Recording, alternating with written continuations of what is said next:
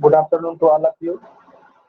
So dear students, आज drawing first के lecture में chapter number 8 estimating of power wiring के ऊपर हम डिस्कस करेंगे। तो सबसे पहले हम यह जानते हैं कि पावर वायरिंग क्या है। लाइट एवं फैन सर्किट को छोड़कर, प्रकाश एवं पंखा को छोड़कर अन्य सभी प्रकार की जो वायरिंग की जाती है वह पावर वायरिंग के अंतर्गत आती है। पावर वायरिंग के अंतर्गत जैसे हीटर हो गया, गीजर हो गया, रेफ्रिजरेटर हो गया, मोटर हो गया, इन सब के लिए जो हम वायरिंग इंस्टॉलेशन करते हैं वह पावर वायरिंग कहलाती है। तो पावर वायरिंग में नियम के अनुसार हम यह बात ध्यान में रखते हैं कि जब भी हम पावर वायरिंग संस्थापन करते हैं उस समय 2 बिंदु एवं 3000 वाट से ज्यादा क्षमता का लोड नहीं रखना चाहिए। यह सर्किट नहीं बनाना। 2 बिंदु 3000 वाट से ज्यादा का सर्किट नहीं बनाना। अब उसके बाद देखते हैं वायरिंग से संबंधित अन्य विभिन्न प्रकार के जो रूल्स एवं रेगुलेशंस हैं उनको यहाँ पर मैं आप लोगों को नोट कराते जा रहा हूँ, साथ साथ में नोट करते जाइएगा। और हम एक न्यूमेरिकल बता करके आप लोगों को क्वेश्चन को समझाना चाहेंगे। बाकी जो इससे संबंधित एक्सेसरीज हैं, इक्विपमेंट है, उनके नाम है, कौन कौन सी चीजें लगाई जाती हैं, स्थापित की जाती हैं, वो आपके बुक में एक सारणी बना करके दी गई है।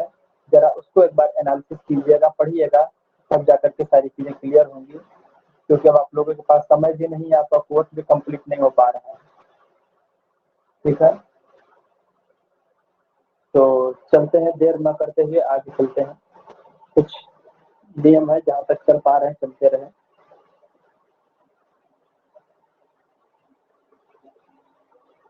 यहाँ तक नोट डाउन कीजिए। जो बातें मैंने अभी बताई है वही बातें यहाँ पर लिखी हुई है। जरा आप इसे अपने कॉपी पे, नोटबुक पे नोट करिए। तो हम आगे कुछ नियम दिखाने की सोच रहे हैं। थोड़ा जल्दी सुन।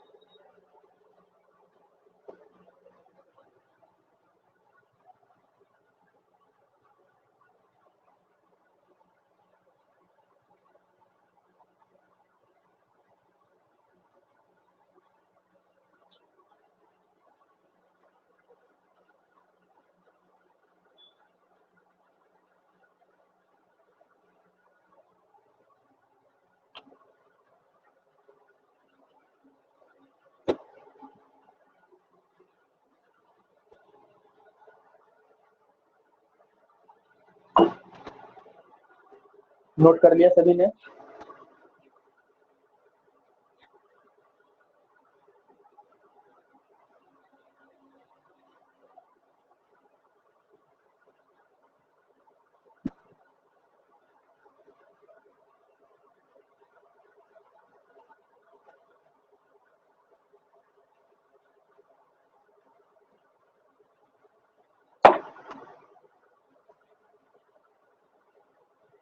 हो गया यहाँ तक सबका?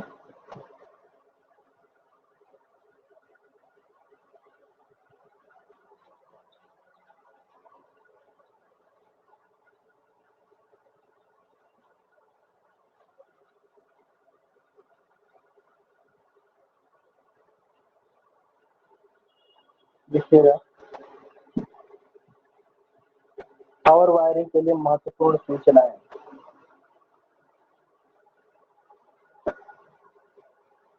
इम्पोर्टेंट इंफॉर्मेशन रिगार्डिंग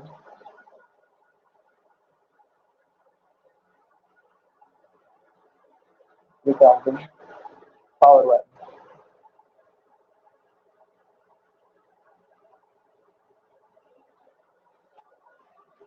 पहला लिखिए, मशीनों के लिए पावर वायरिंग संबंधी आवश्यक सावधानियां।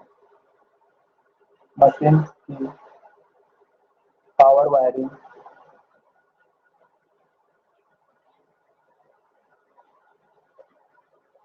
संबंधी विशेष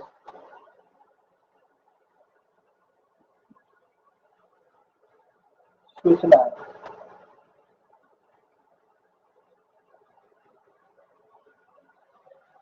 पहला, तार स्थापन में लगने वाले स्विच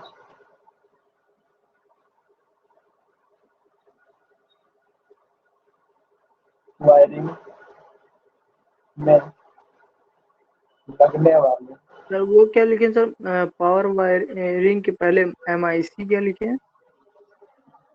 मशीन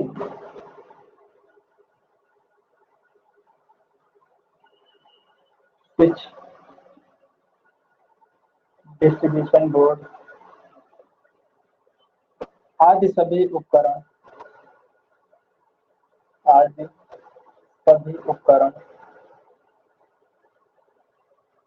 धातु के आवरण युक्त होने चाहिए।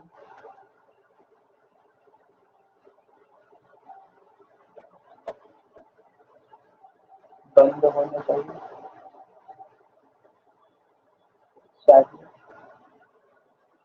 तथा इन्हें स्थापित करने के लिए तथा इन्हें इंस्टॉल करने हेतु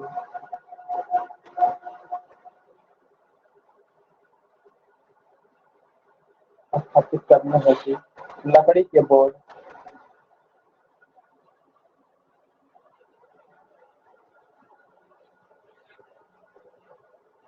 का यूज किया जाना चाहिए।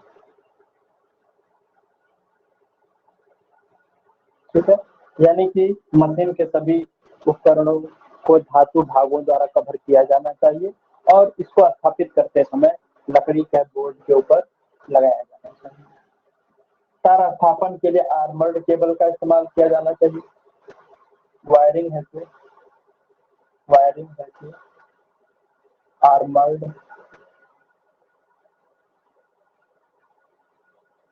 केबल का यूज किया जाना चाहिए।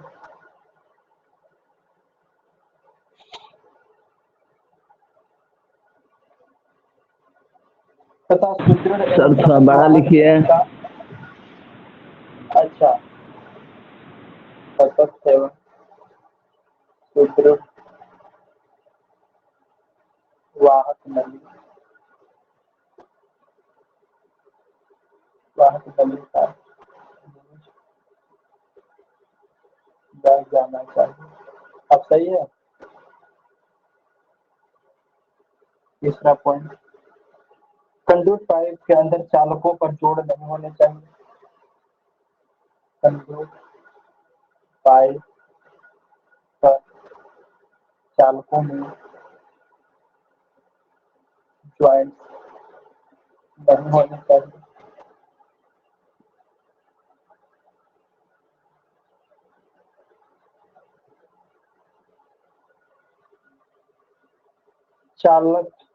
चालकों पर से लूपिंग भी नहीं करनी चाहिए।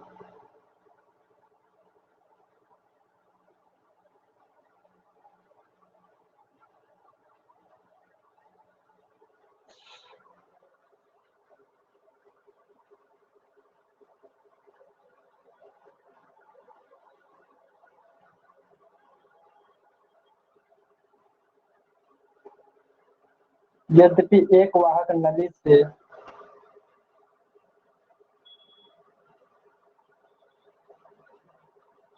एक कंडक्ट पाइप से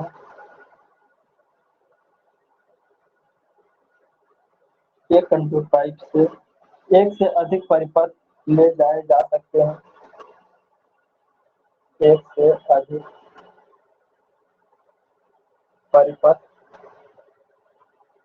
गुजारे जा सकते हैं।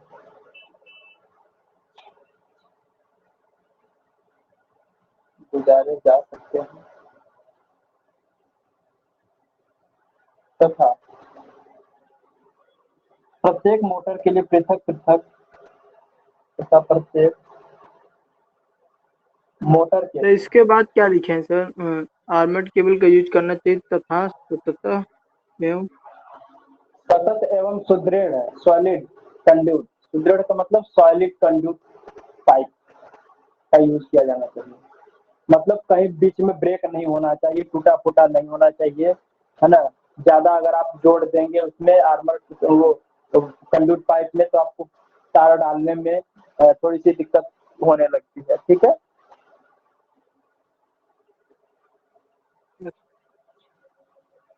हाँ, प्रत्येक मोटर के लिए पृथक पृथक कंड्यूट पाइप। पृथक का मतलब सेपरेट। कंड्यूट पाइप को उपयोग करने की सलाह दी जाती है।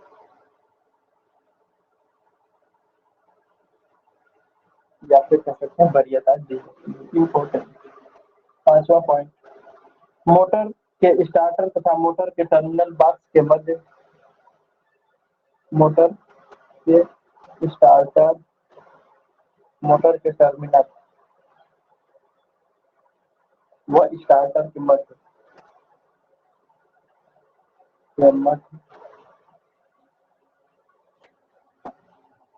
फ्लेक्सिबल कंड्यूट लगाई जानी चाहिए।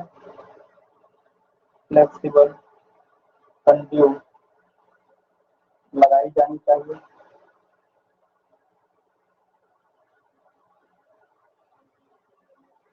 और लंबाई 1.25 मीटर से अधिक।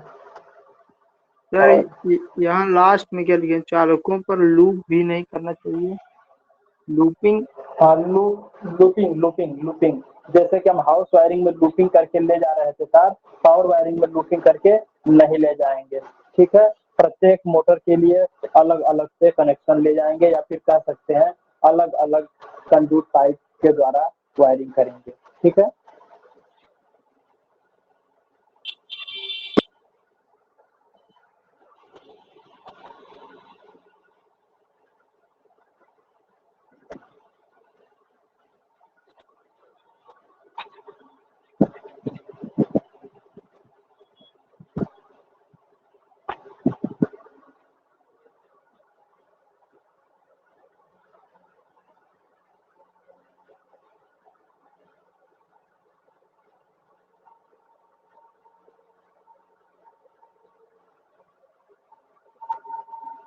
प्रत्येक मोटर के लिए मोटर के निकट ही मुख्य स्विच।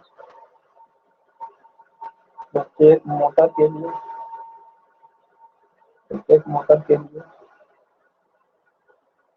उसके निकट मुख्य स्विच तथा स्टार्टर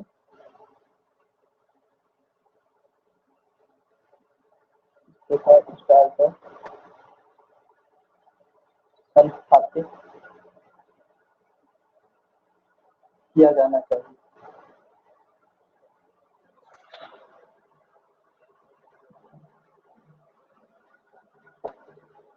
पावर वायरिंग के लिए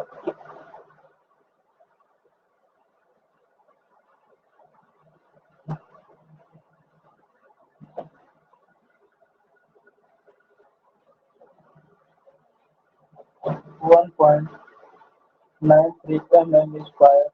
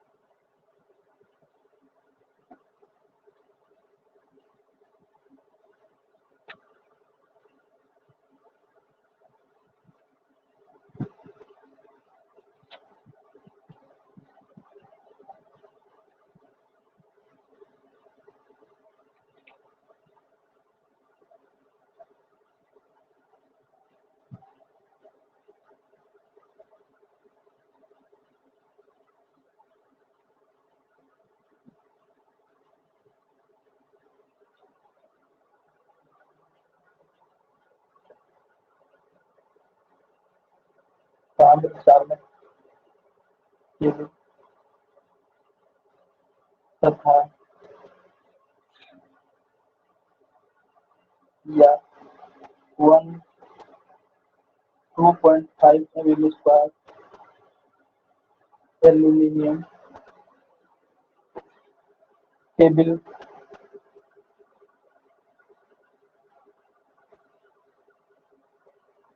एल्यूमीनियम कंडक्टर केबल इस साइज से कम माप का नहीं होना चाहिए।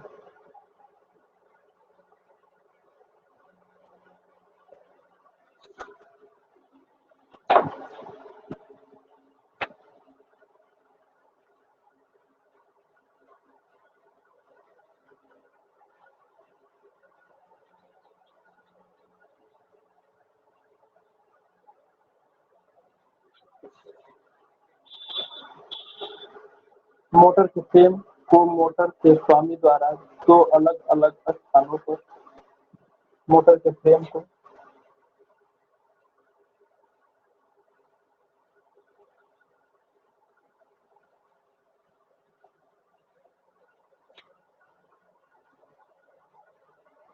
मोटर के स्वामी द्वारा दो अलग अलग स्थानों पर दो अलग अलग स्थानों पर अर्थ वायर द्वारा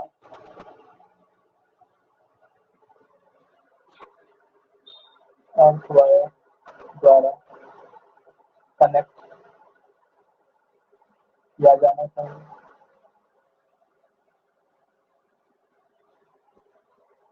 वायर द्वारा कनेक्ट करके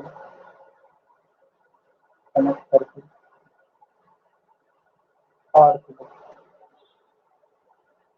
किया जाना चाहिए।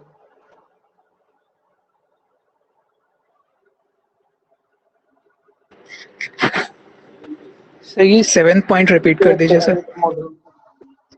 पावर वायरिंग के लिए जो कापर का तार इस्तेमाल करेंगे वो 1.93 mm स्क्वायर होगा और एल्यूमिनियम का करेंगे तो 2.5 mm स्क्वायर का कंडक्टर केबल यूज करेंगे। सर ये 1.93 mm स्क्वायर के आगे क्या लिखा है? ताम्र चालक कापर कंडक्टर केबल।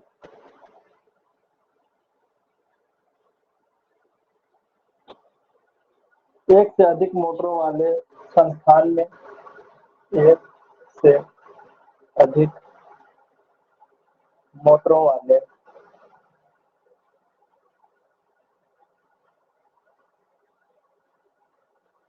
संस्थान में प्रत्येक मोटर के लिए प्रयुक्त की जाने वाली फ्यूज इकाई प्रत्येक मोटर के लिए यूज की जाने वाली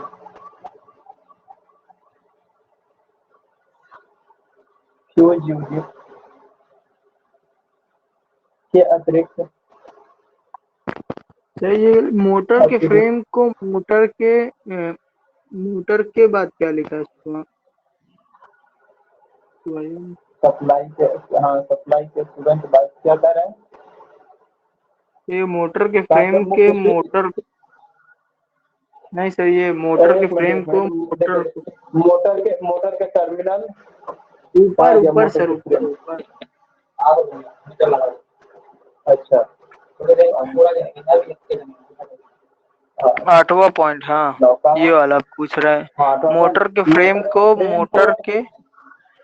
देखिए जैसे आपने मोटर आपके यहाँ लगी हुई है तो आप मोटर के आप मालिक हैं यानी स्वामी है ना, तो आपको विशेष ध्यान रखना चाहिए कि मोटर को दो अलग अलग जगह पे अर्थ वायर के माध्यम से या अर्थ वायर की सहायता से अर्थ कर देना चाहिए या अर्थिंग कर देना चाहिए। यही बात लिखी गई है, ठीक है। या फिर सीधा सीधा लिख लीजिए ना, मोटर के फ्रेम को जो अलग अलग स्थानों पर अर्थ वायर की सहायता से अर्थिंग किया जाना चाहिए।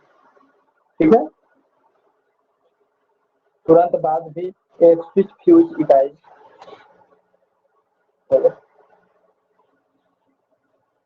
स्विच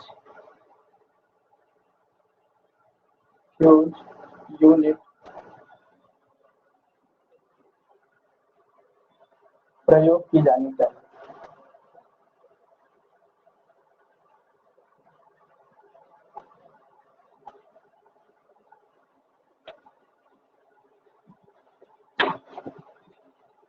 अगला पॉइंट है कैलकुलेशन ऑफ करंट। नीचे का हो गया ना, 4 4 5 6 7 हो गया ना सबका।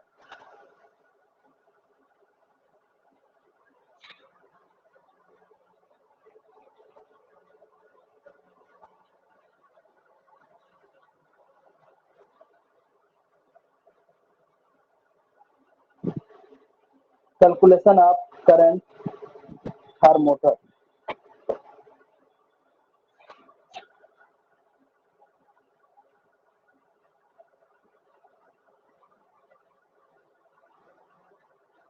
यानी मोटर के लिए जो करंट है वो कैसे हमें डिसाइड करनी पड़ेगी कि मोटर कितनी करंट लेगा, उसी के आधार पर हम तार का इस्तेमाल करेंगे। तो आइए देखते हैं विभिन्न प्रकार के मोटरों के नेम प्लेट पर मोटरों के नेम प्लेट पर मोटरों के नेम प्लेट पर उसकी आउटपुट पावर उसकी आउटपुट पावर का मान उसकी रेटेड वोल्टेज तथा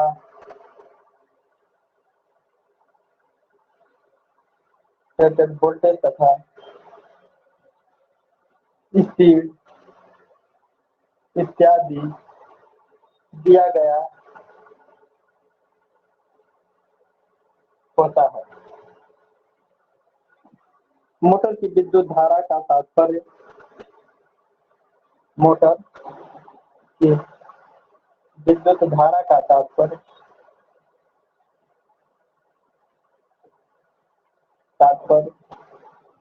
इनपुट करंट एवं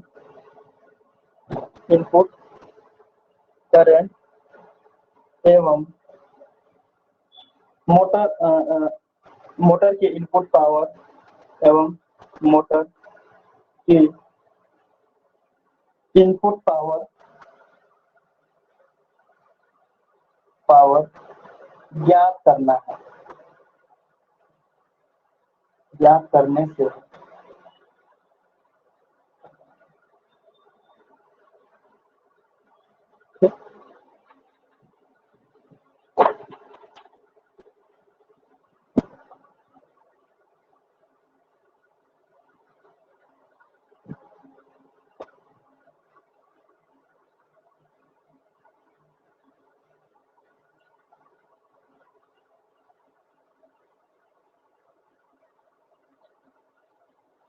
ज्ञात आउटपुट पावर वाली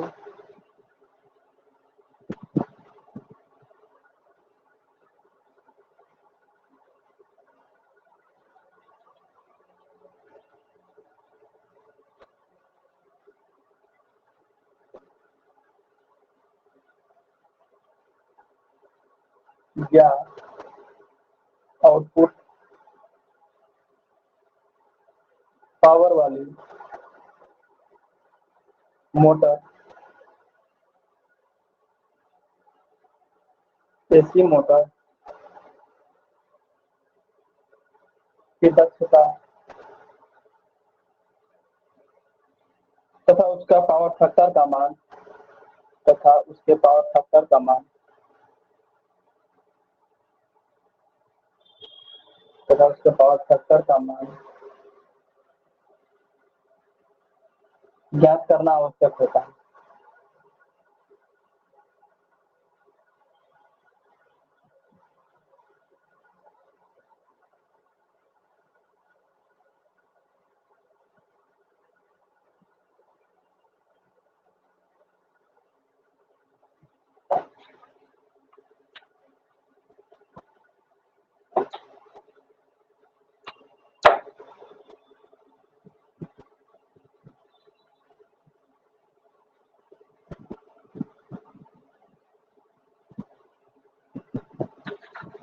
विभिन्न मोटरों के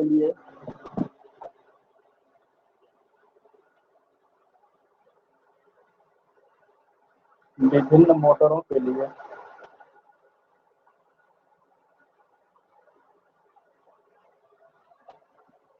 efficiency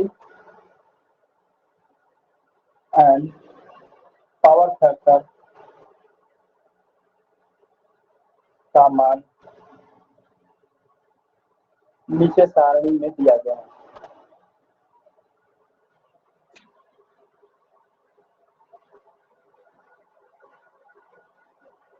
क्या है सारणी, देखिए।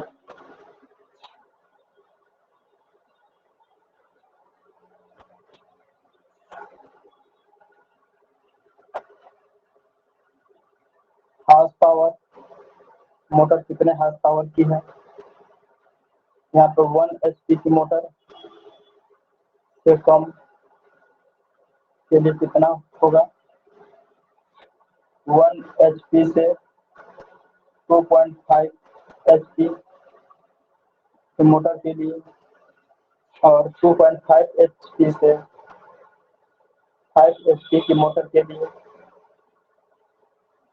और 5 HP से 20 HP, 5 HP से 20 हार्स पावर की मोटर के लिए और उसके बाद 20 हार्स पावर से अधिक, 20 हार्स पावर से अधिक के लिए पावर फैक्टर इसके कितना ऊपर वाला जो पॉइंट लिखे हैं सर, वो नीचे वाले से साथ में था कि अलग पॉइंट है सर? ये इसके ऊपर वाला जो पॉइंट लिखे हैं, ये वाला सब उसी में है, सब Yes. उसी में है, उसी के नीचे सब नोट करते क्या जाइए। था आपको पावर वाली एसी मोटर की दक्षता तथा उसको, तो इसको एक्सप्लेन कर दीजिए थोड़ा, क्या कहना चाह रहा है?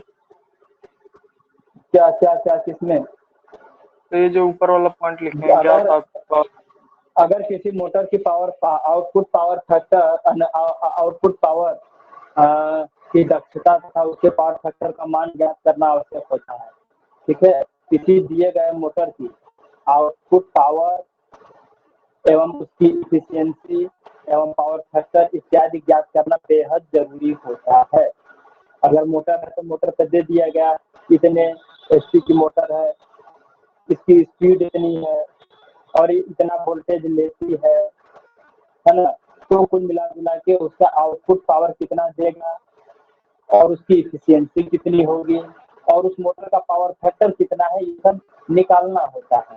ठीक है, तो वो सब निकालने का एक तरीका होता है कि कितने हार्स पावर की मोटर है तो उसका हार्स पावर इफिशियंसी कितनी होती है। ठीक है, तो उसका एक चार्ट होता है, निकाल करके उसको चार्ट में बना दिया गया है ताकि आपको वैल्यू आपको निकालने की आवश्यकता न पड़े।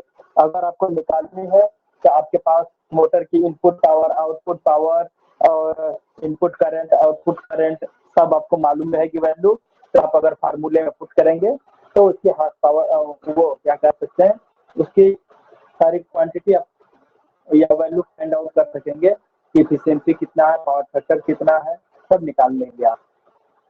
तो सारी वैल्यू मालूम होगी तभी निकाल पाएंगे।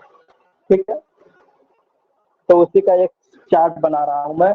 अगर आपके क्वेश्चन में दिया रहेगा कि वीडियो रुक गया मोटर सर। की क्षमता, अगर बताएगा कि मोटर 2.5 HP की है, तब आप वहां पर लिख सकते हैं कि इसका पावर फैक्टर इतना होगा। क्यों वीडियो रुक गया है? यस, आ गया, टेबल हो गया, आ गया? रुक गया, फिर रुक गया,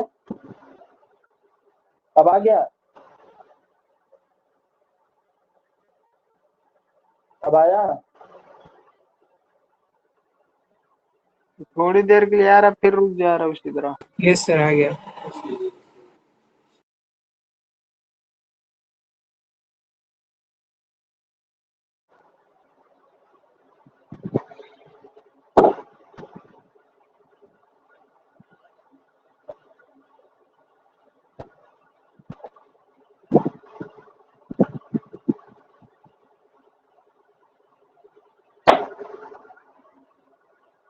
दक्षता 0.5 से लेकर के 0.65 तक है ना तब, और इसका होगा 0.7 से लेकर के 0.8 तक, 0.75 तक, 0.75 से 0.8 तक, 0.8 से लेके 0.85 तक, और इसका होता है 0.85 से लेके 9, 0.9, 0.9 तक। और पावर फैक्टर कितना होता है, शक्ति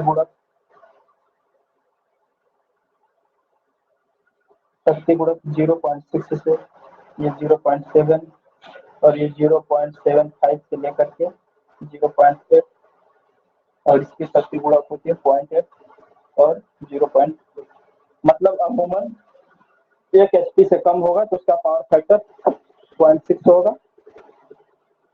और बाकी इससे ऊपर होंगे तो सब 0.7 और 0.8 होगा। 2.5 से लेके 5 हार्स पावर तक की जो मोटरें होंगी तो उस क्वेश्चन में आपको उसकी शक्ति गुणक दिया होगा, अगर नहीं दिया होगा तो 0.8 अपने आप मान लेंगे, ठीक है।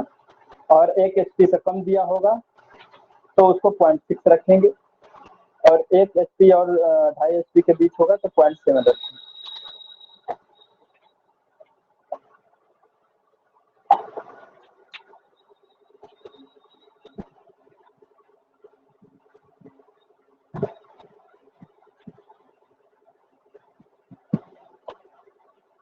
अब देखिए, विभिन्न अश्व शक्ति की मोटरों हेतु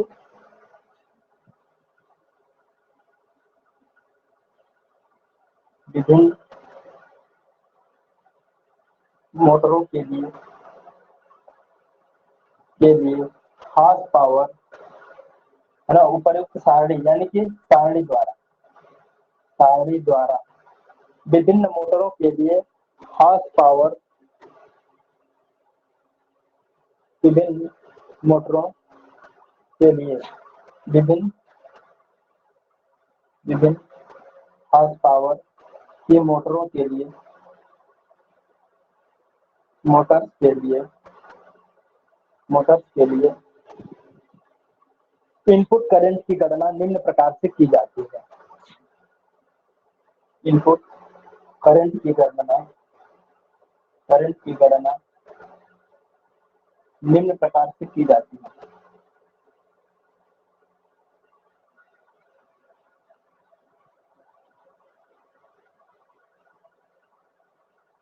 तो आइए इसके लिए एक फार्मूला हम देखते हैं, ठीक है। अब इसके लिए आपको एक फार्मूला याद रखना पड़ेगा, इसी फार्मूले के आधार पर आपको करना है, ठीक है।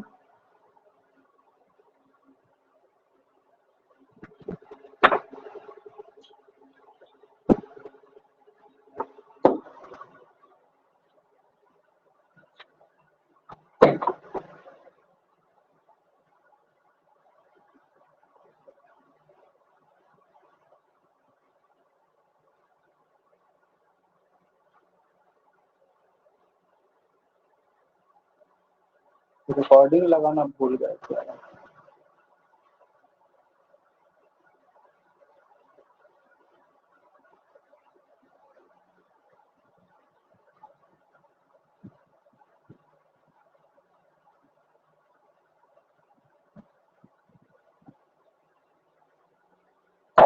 अभी आप लोगों को दिखाता हूँ, तो वो सारी वैल्यू आप लोग नोट कीजिएगा, ठीक है।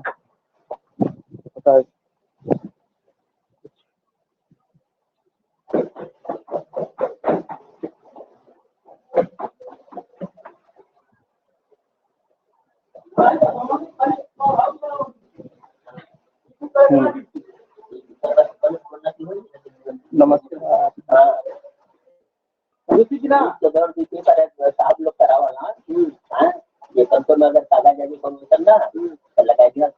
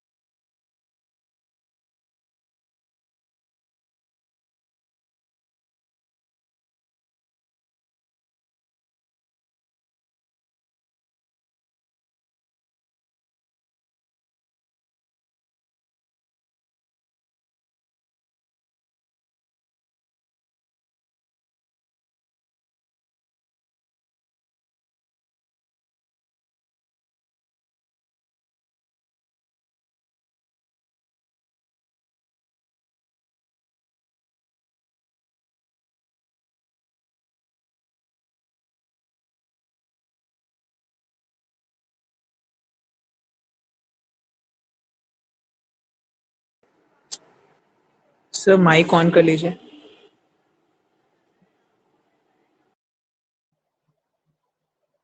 हाँ, तो आइए हम देखते हैं कि अगर हमें मोटर की धारा और विभिन्न प्रकार के जो हमें डाटा फाइंड आउट जो करने होते हैं, तो उसके लिए हम एक छोटा सा अपने दिमाग में क्वेश्चन सेट करते हैं। ठीक है, जब तक हम क्वेश्चन नहीं सेट करेंगे हमें कैसे मालूम चलेगा कि हम कौन से फार्मूले से क्या क्या निकालेंगे। तो आइए हम एक क्वेश्चन लेते हैं जिसमें मोटर की पावर, कैपेसिटी और उसकी शक्ति, पावर फैक्टर, जो जो चीजें दी गई होती हैं मोटर के ऊपर नेम प्लेट पे, तो उन सारी चीजों को मैं लिखता हूँ। तो देखिए, माना किसी मोटर के लिए वोल्टेज V, माना किसी मोटर के लिए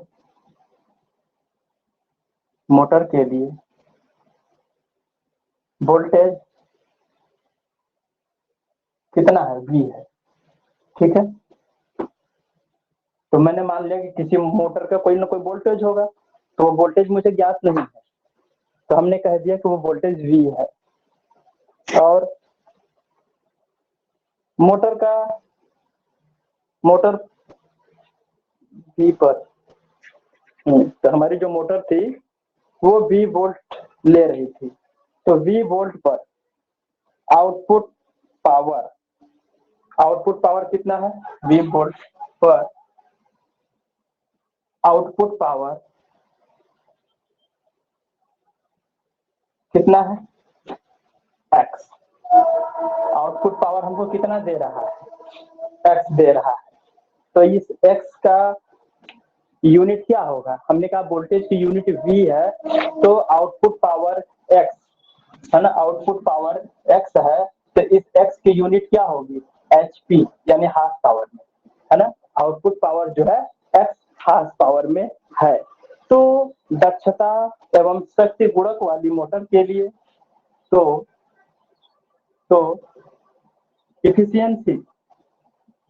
इफिशियंसी अर्थात मीटा तथा पावर फैक्टर वाली उक्त मोटर के लिए तथा पावर फैक्टर वाली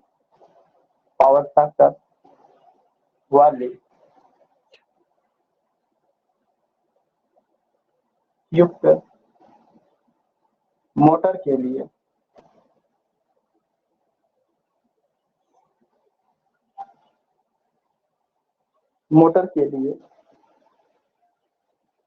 क्या क्या चीजें हमें निकालनी होंगी, उसके लिए फार्मूला देखिए। ठीक है, मान लेते हैं कि कोई मोटर है जो V वोल्ट पर चल रही है और V वोल्ट सप्लाई लेती है, तो उस पर जो हमें आउटपुट पावर देती है वो आउटपुट पावर X है, और उस X की यूनिट यानी इकाई या मात्रक क्या होता है, हार्स पावर होता है। ठीक है। तो इफिशियंसी मीटा एवं पावर फैक्टर वाली जो मोटर है उसके लिए क्या क्या चीज हमें फाइंड आउट करना होता है।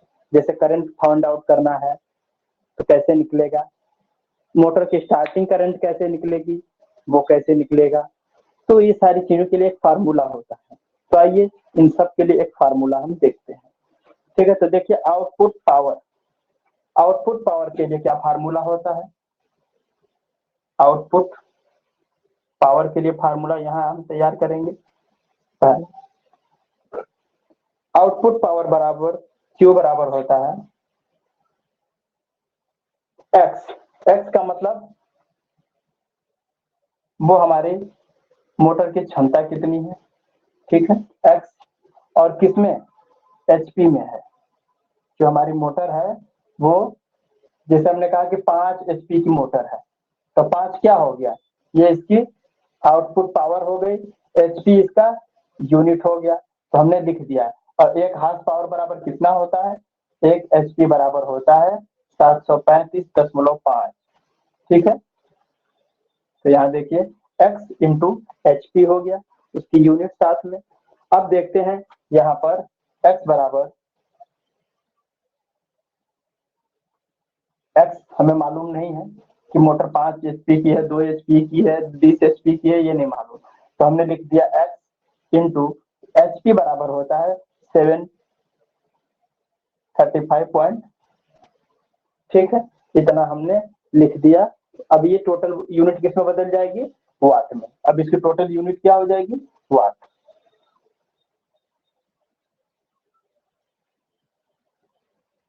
ठीक है, एक हार्स पावर बराबर होता है 735.5 वाट। ठीक है, तो ये हमने एक फार्मूला तैयार किया।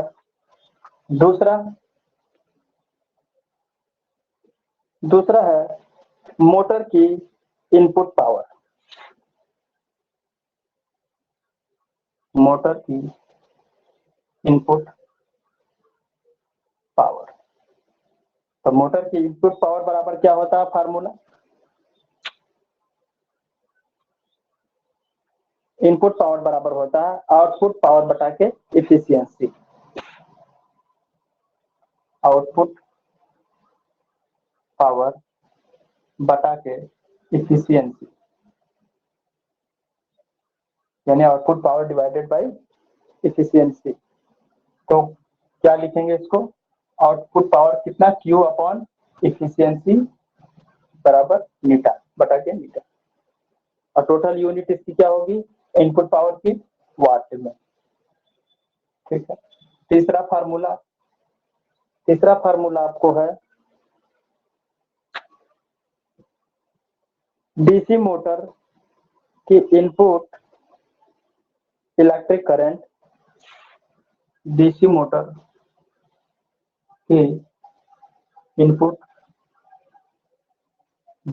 की इनपुट इलेक्ट्रिक करंट या इनपुट करंट कितना होगा। तो इनपुट करंट बराबर यहाँ पे लिखिएगा I is equal to Q upon N V. I is equal to Q upon N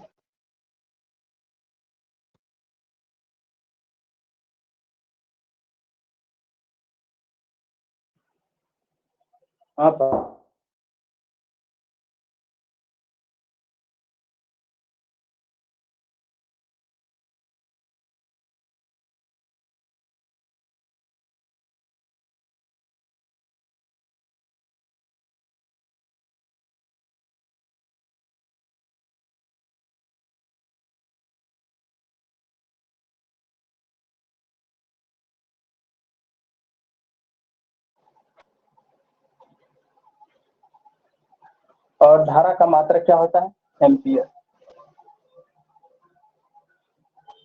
ठीक है,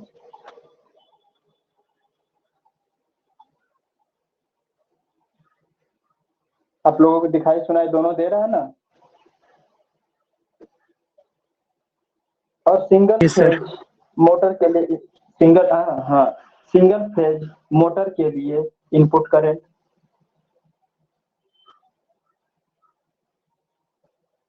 सिंगल फेज मोटर के लिए इनपुट करंट कितना होगा। तो I is equal to single phase motor के लिए लिखिए Q upon eta V cos phi.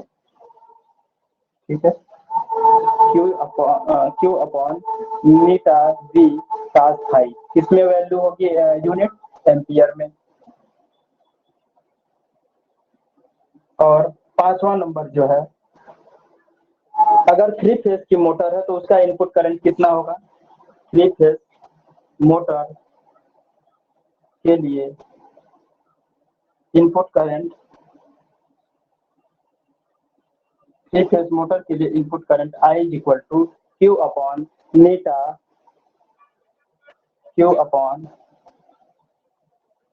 नीटा root 3 V cos phi ampere.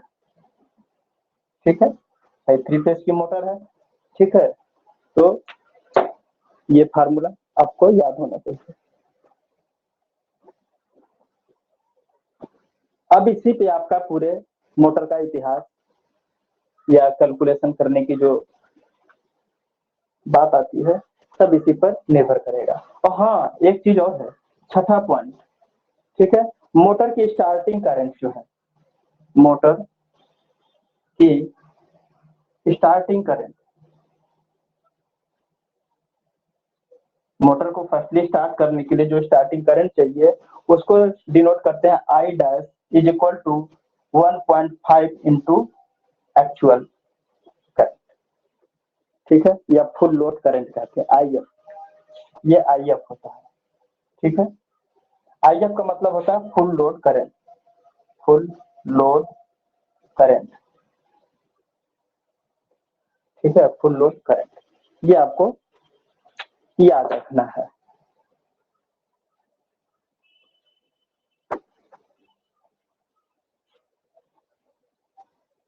अब इसी पे एक क्वेश्चन थोड़ा सा लेते हैं सॉल्व करने के लिए, ठीक है।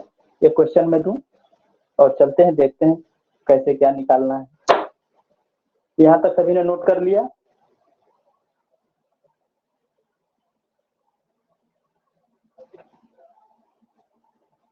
बोल दो Yes, मेरे sir. प्यारे विद्यार्थी, हो गए?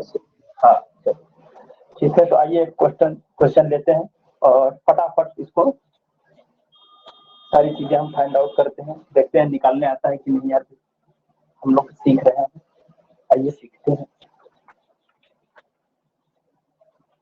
एक क्वेश्चन तैयार कीजिएगा कि 5 horse power 220 volt, 5 horse power 220 volt, ठीक है, डीसी मोटर की फुल लोड करंट की गणना कीजिए।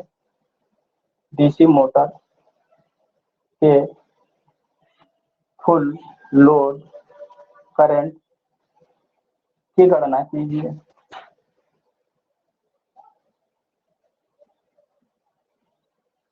फुल लोड करंट की गणना कीजिए जिसकी दक्षता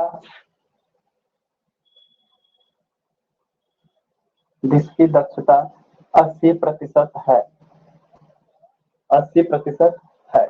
चलिए अब यहाँ पर देखिए आपको क्या क्या दिया है, फटाफट नोट कीजिए जरा। तो यहाँ पर आपको आउटपुट पावर कितना दिया हुआ है, यहाँ पे आउटपुट पावर आपको निकालना पड़ेगा। यहाँ पे क्या क्या चीजें दी हैं, मोटर कितने हार्स पावर की है ये दिया हुआ है, और सप्लाई डी बराबर 220 वोल्ट दिया ही दिया है, और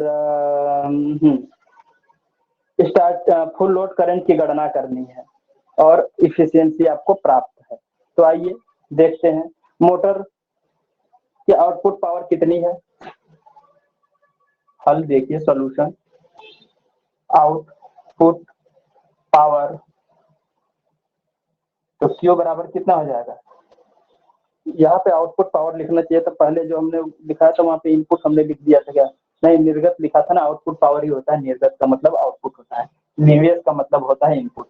तो आउटपुट पावर बराबर हमने क्या कहा था, एक्स एच पी कहा था, तो एक्स की जगह पे क्या लिख देंगे 5 इंटू एच पी का मतलब 735.5 वाट, ठीक है। अब इसको कैलकुलेट करके निकालिए कितना आ गया, 5 गुणते ब्रैकेट में 735.5 वाट, मल्टीप्लीकेशन करिए कितना आया। चलिए अब रेटेड वोल्टेज कितना दिया हुआ है, रेटेड वोल्टेज कहा गया है 220 वोल्ट, ठीक है, रेटेड वोल्टेज 220 वोल्ट, और इफिशियंसी कितनी दी हुई है, इफिशियंसी 80% कहा गया है, अर्थात 0.8, 100 का भाग दे दीजिए इसमें, 80 का 1/100 पता चल जाएगा, 0.8 प्राप्त हो जाएगा। और अब मोटर की फुल लोड करंट निकालना है, मोटर की फुल लोड करंट, यानी कि मोटर की full load current IF, IF बराबर क्या होगा,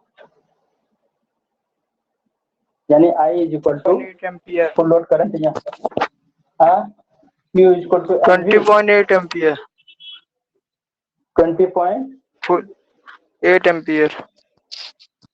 हाँ 20.8 एम्पियर, देखिए इन्होंने निकाल लिया भाई, तो इसका आएगा कितना 20.8 एम्पियर प्राप्त हो गया। गुड, वाह भाई, मास्टर से आगे होना चाहिए, ठीक है। अब देखिए, अब अगर हमने कह दिया कि मोटर की स्टार्टिंग करंट भी निकाल के बताइए तो क्या करेंगे, तो स्टार्टिंग करंट कितना होगा जरा वो भी निकाल के बता दीजिए। मोटर की starting current 13.9 ampere. No sir, I ज्यादा डैश हो बराबर कितना आ जाएगा? तो 31.3 एम्पीयर। 31.3 एम्पीयर। 30, हाँ 31.3 एम्पीयर। वाह भाई वाह, इसका मतलब मुझे ये समझ में आ गया कि मेरे विद्यार्थियों को ये क्वेश्चन निकालने आ गया या हल करने आ गया। चलो एक क्वेश्चन और हल करते हैं। आइए,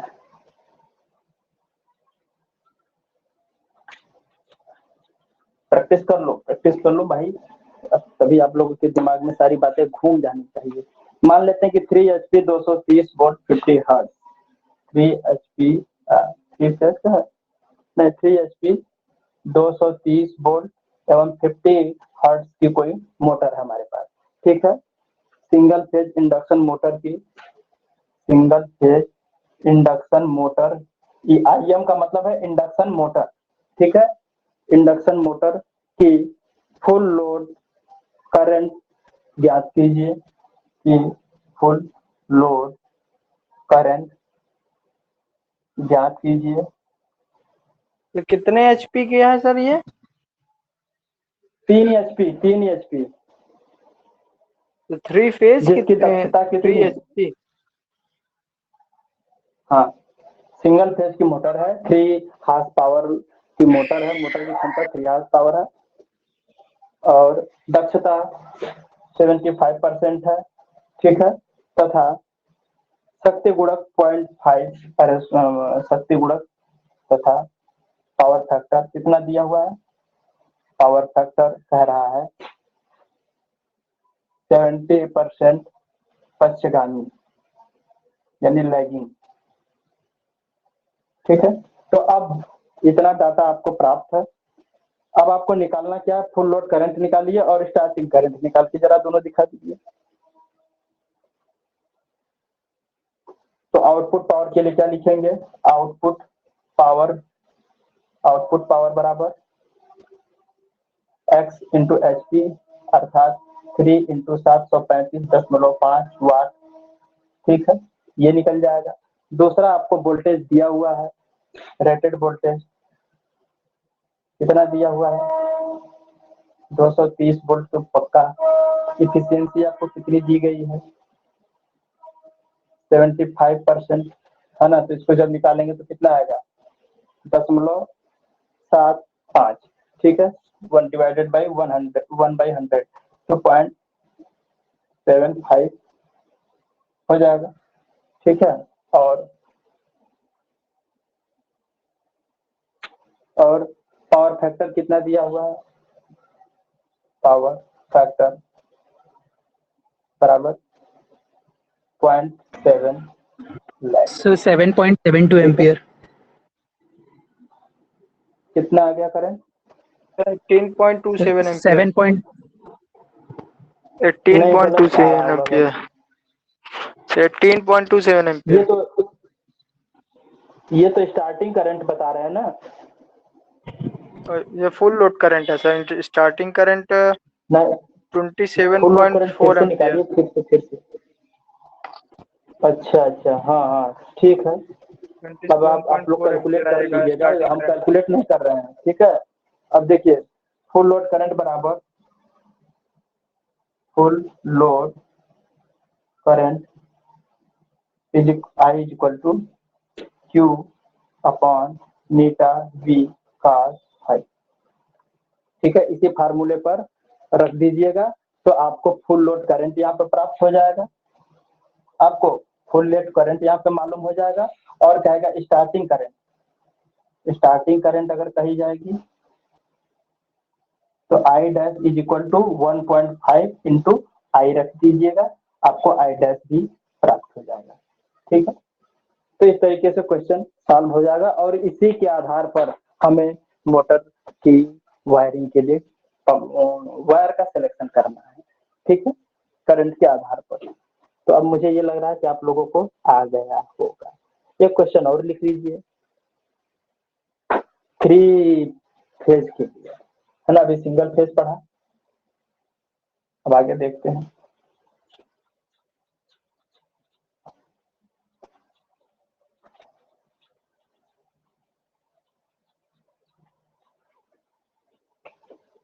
नेक्स्ट क्वेश्चन है, एक 10 हार्स पावर, एक 10 horse power, 400 volt,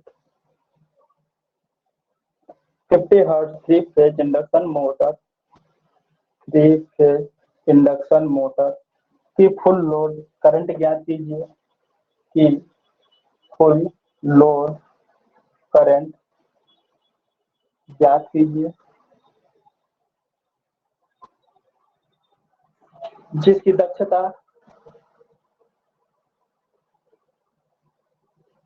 85%, power factor व पावर फैक्टर 0.8 लैगिंग है। ठीक है, तो देखिए 3 फेज मोटर के लिए आउटपुट पावर कितना दिया हुआ, हाल में देखिए आउटपुट पावर कितना दिया हुआ है, Q इज इक्वल टू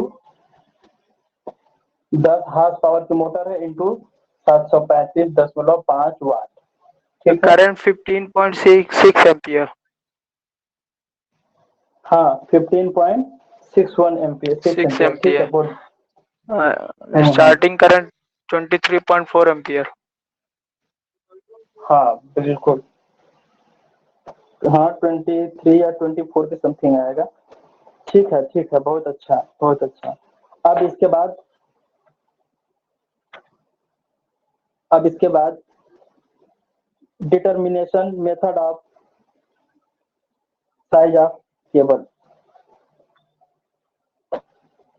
एक मिनट,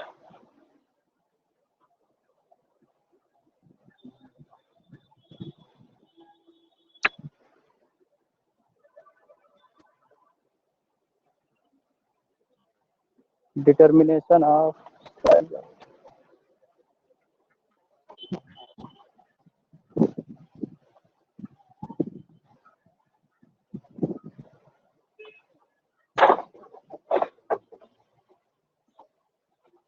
नोट कीजिएगा।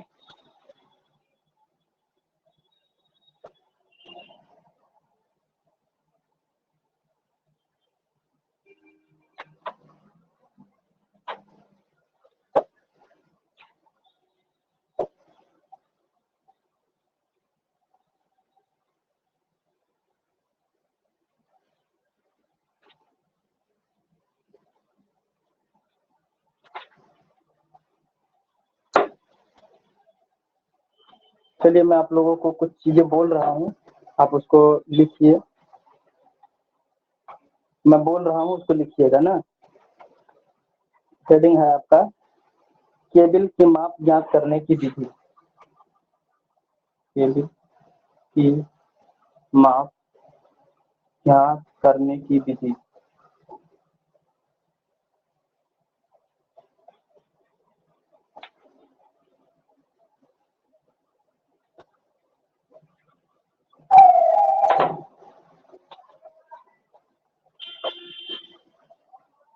हम सभी जानते हैं कि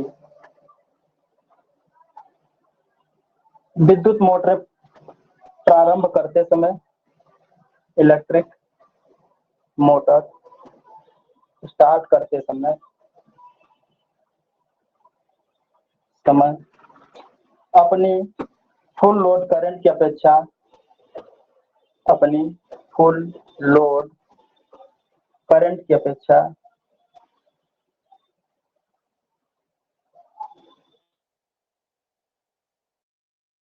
8 गुना अधिक करंट ड्रॉ करती है, अधिक विद्युत धारा लेती है।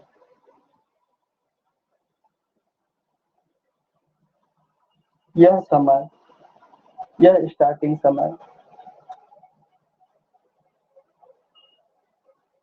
स्टार्टिंग समय इतना कम होता है इतना कम होता है कि केबल की माप ज्ञात करते समय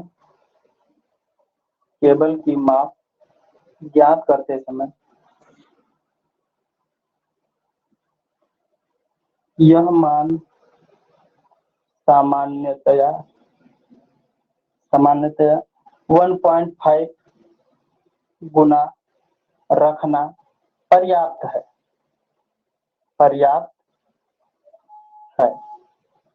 ठीक है, केबल की साइज 1.5 गुना रखना पर्याप्त हो जाता है। केबल की माप निर्धारित करके केबल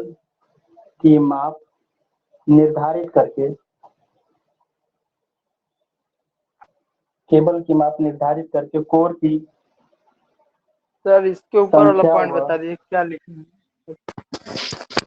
कहाँ पर ये स्टार्टिंग समय इतना कम होता है,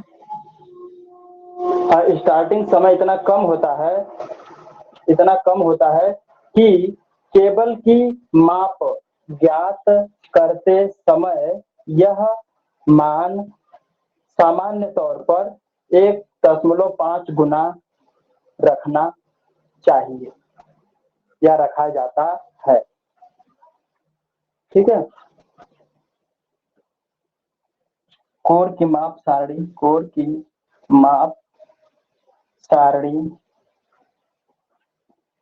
8.2 मतलब नीचे के आधार पर केबल व कंड्यूट की माप पर केबल एवं कंड्यूट की माप सुनिश्चित की जाती है।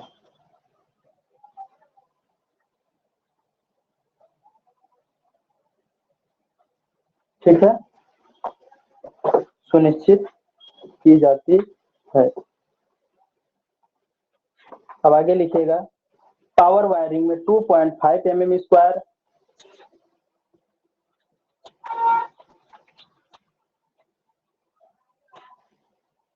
पावर वायरिंग में 2.5 mm स्क्वायर एल्यूमिनियम कंडक्टर तथा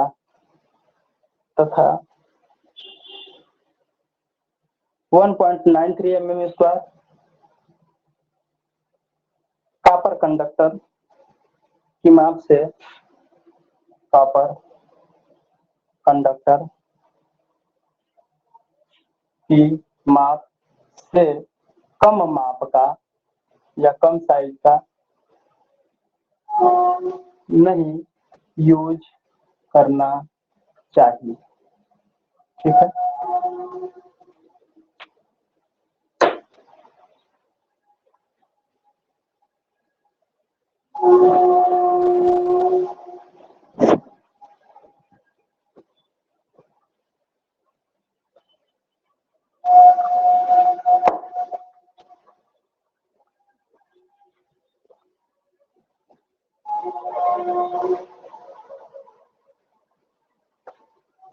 नोट कर लिया सभी ने, बोर्ड पे लिखा हुआ। सर ये लास्ट वाला पॉइंट रिपीट कर दीजिए सर, आखिरी में लिखा सबसे।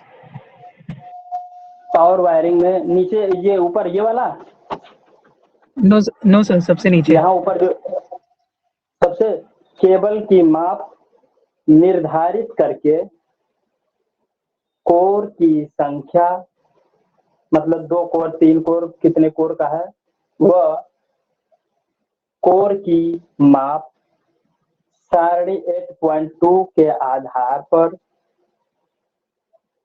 केबल तथा कंड्यूट की माप सुनिश्चित की जाती है।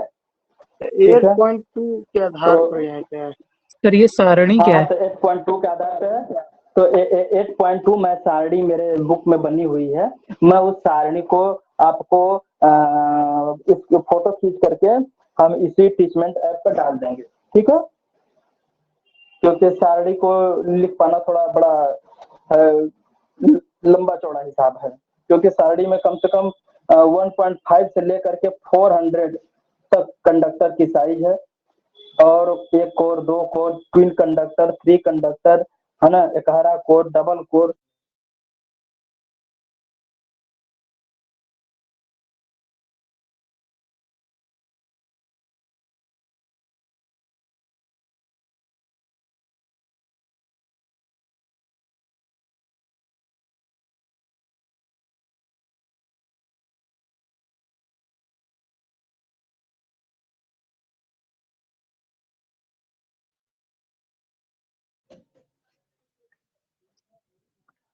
ठीक है,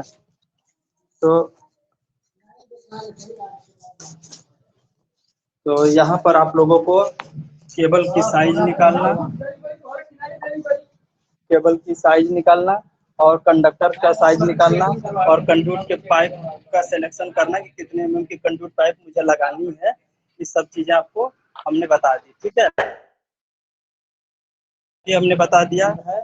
जब उसको हम स्टार्ट करते हैं तो उसकी जो रेटेड करंट होती है वो उससे 5 से 8 गुना ज्यादा करंट लेती है। ठीक है, इस बात को कान में बांध लीजिए, क्योंकि जानते हैं यही ऑब्जेक्टिव क्वेश्चन में ये पहला क्वेश्चन बन सकता है।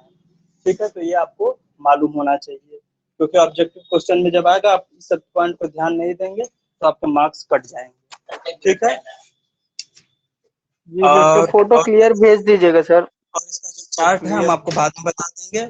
और ये भी हमने बता दिया कि 1 हार्स पावर की मोटर है तो उसका पावर फैक्टर कितना रखेंगे, लैगिंग पावर फैक्टर कितना होगा, ठीक है, इफिशियंसी कितनी होगी, इन सब चीजों को याद जी सर, रखिएगा। और जी अगले सर, लेक्चर क्लियर में हम फोटो भेज दीजिएगा सर। सर, और सर जो टेस्ट ले रहे हैं ईडी का जो क्या टेस्ट चीज? ले रहे हैं, ईडी हाँ का जो टेस्ट ले रहे हैं फर्स्ट का, ईडी फर्स्ट का, उसमें सर आप हाँ, कहाँ से क्वेश्चन दे रहे हैं सर? वो ईडी 2 के क्वेश्चन है सर, थर्ड ईयर के क्वेश्चन है सर। लाइटिंग स्कीमिंग उसमें पूछ रहे हैं, ये सब तो हम लोग पढ़े ही नहीं कभी।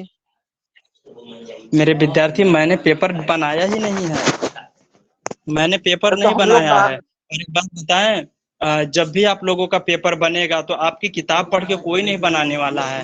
जो ऑब्जेक्टिव यूपीपीसीएल TG2 इस सब में पूछा जाता है, DMRC LMRC यूपीएमआरसी में, इस तरीके से कॉम्पिटिटिव एग्जाम से वो क्वेश्चन पुटअप होंगे। और मैं जानता हूँ आप सर लोगों को तो थोड़ा सर तो फ्रस्ट्रेशन रहता है। सिलेबस में रहे ना सर, सिलेबस में रह के पूछे, ये तो सिलेबस से बाहर जा रहे हैं सर। बताइए। सर तो सिलेबस में रह के पूछे ना सर, सिलेबस के बाहर जाके हम लोग लाइटिंग स्कीम पढ़े ही नहीं। फ्लड लाइटिंग क्या होती है, स्ट्रीट लाइटिंग क्या होती है, किस हाँ बेस नहीं, पे ये इसको मुझे किया मालूम जाता है, है? ये मुझे मालूम है कि आप लोग ये नहीं पढ़े हुए हैं। और आपको ऑब्जेक्टिव क्वेश्चन में अगर किसी, हमने नहीं बनाया पेपर, हम जो पेपर बनाएंगे मुझे विश्वास है कि मेरा दिए हुआ क्वेश्चन आप लोग कर ले जाएंगे। लेकिन भाई मेरे दिए हुए क्वेश्चन से ही आपको पास होने की संभावना नहीं हम रख सकते ना, क्योंकि जो बोर्ड में बैठने वाला अधिकारी है, जो क्वेश्चन सेट करने वाले टीचर्स हैं, वो काफी पढ़े लिखे और PhD होल्डर भी हैं। तो वो वहां से पुटअप करेंगे क्वेश्चन, जो ऑब्जेक्टिव टाइप के क्वेश्चन पूछे जाते हैं, है ना। तो इसलिए आप लोगों को थोड़ा सा एक्स्ट्रा मेहनत करना पड़ेगा। ठीक है, और आशा उम्मीद करता हूँ कि अगर ऑफलाइन पेपर हो तो आप लोगों के लिए और भी बेहतर हो जाएगा, आप आसानी से कर पाएंगे, क्योंकि ऑब्जेक्टिव में इतनी महीन चीजें पूछ देगा कि आपको दिक्कत हो जाएगी। हम तो अभी कल का टेस्ट दिए थे, इतनी इतनी छोटी छोटी चीज पूछ रहे थे उसमें, डायरेक्ट लाइटिंग, इनडायरेक्ट लाइटिंग, पता नहीं कैसे कैसे था उसमें। ठीक है, ठीक है, फिर अब रख रहे हैं, आपकी क्लास बंद कर यस। रहे हैं, फिर अगले लेक्चर में आपसे बात करेंगे। और ये आपका चार्ट पेपर हम आज आपको PDF में तैयार करके भेज देंगे। ठीक है, और आप उससे चार्ट इसी के नीचे बना लीजिएगा। ठीक है,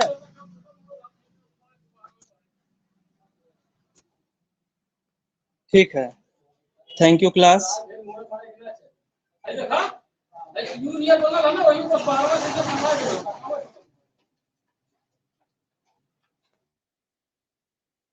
कह रहे हैं